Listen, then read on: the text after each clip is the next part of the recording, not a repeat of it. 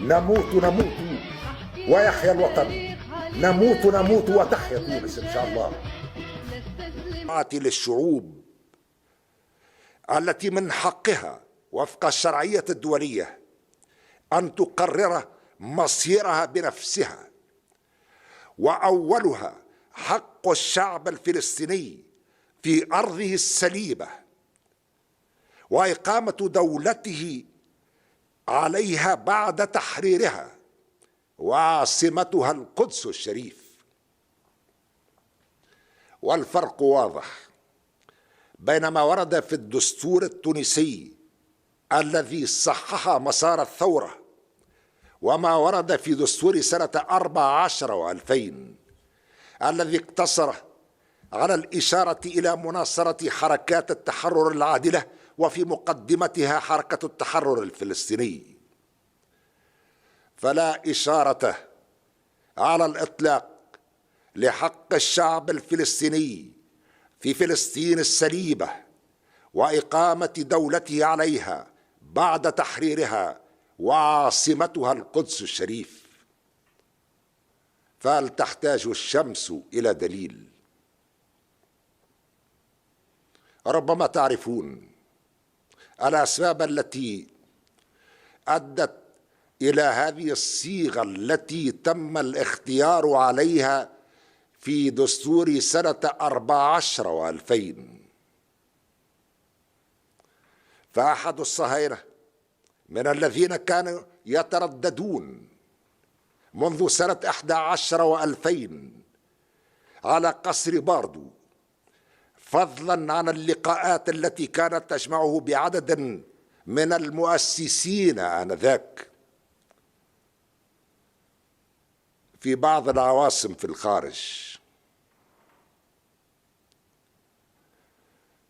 وحين طرح علي السؤال حول مقترح القانون الذي تم التداول فيه يوم أمس، جددت الموقف ذاته، وهو أن الأمر يتعلق بخيانة عظمى، مشيرا إلى إمكانية الاستئناس بالفصل 60 من المجلة الجزائية الذي ينص إلى جانب عدد من الفصول الأخرى التي تلته على أنه يعد خائنا.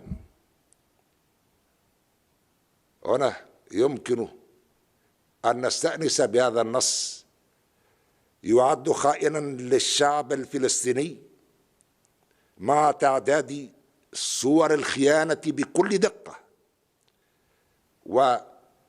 والتنصيص على الجزاء الذي يترتب عن كل واحدة منها، ومع التأكيد أيضا في نفس الوقت على أن هذه الخيانة هي خيانة عظمى،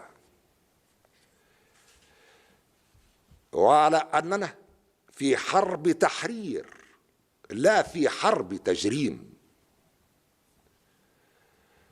لست في حاجة لشهادة أحد، وتكفيني شهادة الله تعالى وشهادة الشعب وشهادة التاريخ. وأؤكد مجددا اليوم على أن الأمر يجب أن يكون متعلقا بالخيانة العظمى للشعب الفلسطيني. ليست لدينا يا أبناء شعبنا العظيم صواريخ عابرة للقارات، ولكن لدينا مواقف عابرة للقارات، ولا نقبل المساومة ولا المزايدة ولا الضغط ولا الابتزاز من أي جهة كانت، لا في الداخل ولا في الخارج. لمجلس نواب الشعب وظائفه تبقى أحكام الدستور، ولرئيس الجمهورية وظائفه تبقى مقتضيات الدستور، والسيادة في كل الحالات للشعب التونسي، والشعب التونسي يريد تحرير كامل الوطن المحتل، كما كان ذلك يردد كل يوم في إذاعة صوت فلسطين صوت الثورة الفلسطينية بالجماهير العربية معبأة ومنظمة ومسلحة، وبالحرب الثورية الطويلة الأمد أسلوبا، وبالكفاح المسلح وسيلة، حتى تحرير فلسطين، كل فلسطين. هذا هو الموقف بالأمس واليوم وغدا، لأن حرب التحرير هي حرب نخوضها مع كل أحرار العالم، والتحرر لا يؤخذ بالنصوص وبالتمني، ولكن تؤخذ الدنيا غلابة، كما أن نفس الشريف لها غايتان: ورود المنايا ونيل المنى. والسلام عليكم ورحمة الله وبركاته. الحياة لحظة وموقف،